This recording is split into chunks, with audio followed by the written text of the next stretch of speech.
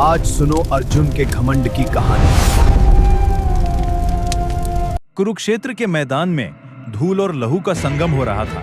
शंखनाद और शस्त्रों की झंकार के बीच पांडुपुत्र अर्जुन अपने गांडीव से बाणों की वर्षा कर रहे थे और उनके रथ की कमान स्वयं जगत के स्वामी श्री कृष्ण के हाथों में थी। ये युद्ध केवल दो सेनाओं के बीच नहीं, बल्कि दो महारथियों के कौशल की परीक्षा भी था। अर्जुन जब अपने बाण छोड़ते तो कर्ण का रथ कोसों दूर पीछे चला जाता, लेकिन जब कर्ण का बाण अर्जुन के रथ से टकराता तो रथ केवल 7 कदम पीछे खिसकता। हैरानी की बात यह थी कि हर बार अर्जुन के प्रहार पर शांत रहने वाले श्री कृष्ण कर्ण के प्रहार पर उत्साह से भर जाते।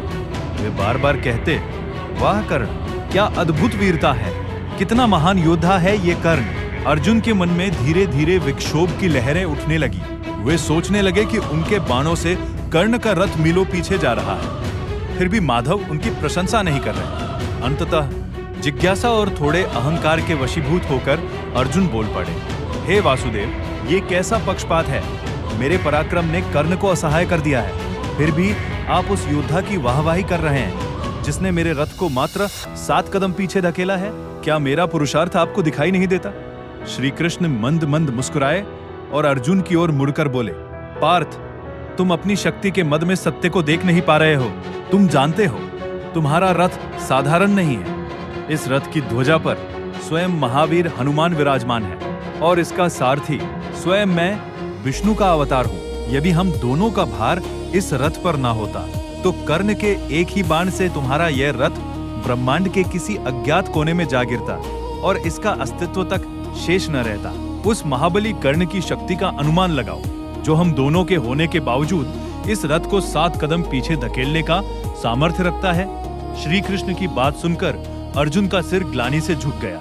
उन्हें आभास हुआ कि जिसे वे अपना पुरुषार्थ समझ रहे थे वह तो केवल एक दैवीय संरक्षण था। युद्ध का अंतिम दिन आया।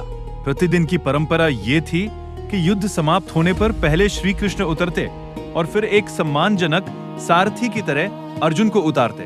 किंतु उस दिन श्री कृष्ण ने स्वर बदला और कहा, अर्जुन, आज तुम पहले रथ से उतरो और कुछ दूरी तक चले जाओ। अर्जुन थोड़े चकित हुए, पर माधव की आज्ञा मानकर रथ से उतरकर दूर खड़े हो गए। जैसे ही भगवान श्री कृष्ण ने रथ छोड़ा और नीचे उतरे, एक भीषण गर्जना हुई।